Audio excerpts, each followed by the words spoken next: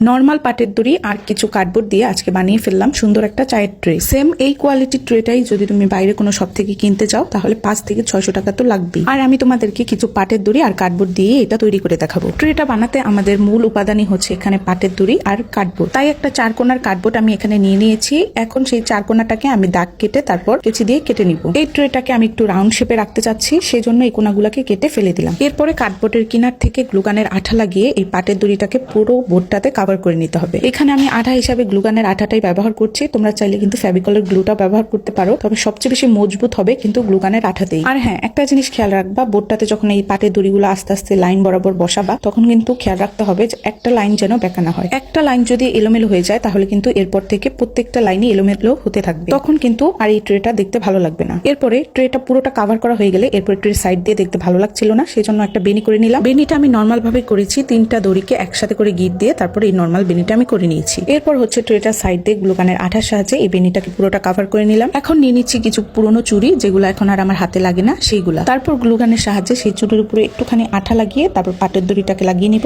এরপরে এই চুড়িটাকে পুরোটা পেঁচিয়ে পেঁচিয়ে কভার করে নিব। পুরো চুড়িতে আঠা লাগানোর কোনো দরকার নেই, জাস্ট প্রথমে একটু আঠা লাগিয়ে নিবা, তারপর পেঁচানো হয়ে গেলে শেষে একটু আঠা লাগিয়ে নিবা। এই তো তারপর একইভাবে আমি অনেকগুলো চুড়ি এভাবে পাটের দড়ি দিয়ে পেঁচিয়ে নিলাম। এখন পাটের দড়ি দিয়ে পেঁচানো চুড়িগুলাকে এই ট্রের উপরে সাইড দিয়ে একটা একটা করে লাগিয়ে দিব। চুড়িগুলাকে লাগানোর পরে বুঝতে পারলাম যে এই ট্রেটা অনেকটাই ফাঁকা ফাঁকা লাগছে, তার জন্য 3টা পাটের দড়িকে একসাথে করে আমি গ্লুগানের আঠা দিয়ে তারপর লাগিয়ে নিয়েছি। এখন টুকরা টুকরা করে কেটে নিচ্ছি। টুকরা টুকরা করে কেটে নেওয়ার পরে এগুলার কাজ হচ্ছে এখন এই চুড়ির মাঝখানে যে ফাঁকা অংশটা সেটাকে ভরাট করানো। এই টুকরা দড়িটা কিভাবে লাগালাম সেটা দেখাতে ভুলে গিয়েছি। টুকরাগুলাকে সব ফাঁকা ফাঁকা অংশে লাগিয়ে দিয়েছি। এখন সব শেষে যে পাটের ফিসা ফিসাগুলো আছে, যেগুলা এক্সট্রা সুতা, সেগুলাকে পুড়িয়ে নিচ্ছি। আর এই যে দেখো, এখন কিন্তু আমাদের চায়ের ট্রেটা একদমই তৈরি। এটা বানানোর পরে যে তোমরা শুধু ফেলে রাখবা কিংবা সাজিয়ে রাখবা এমনটাও না, তোমরা চাইলে এটা ব্যবহারও করতে পারবা।